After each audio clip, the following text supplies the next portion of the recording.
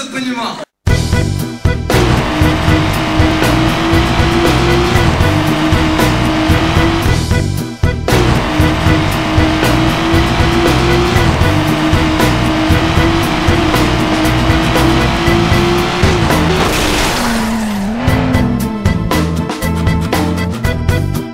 Немедленно остановите машину.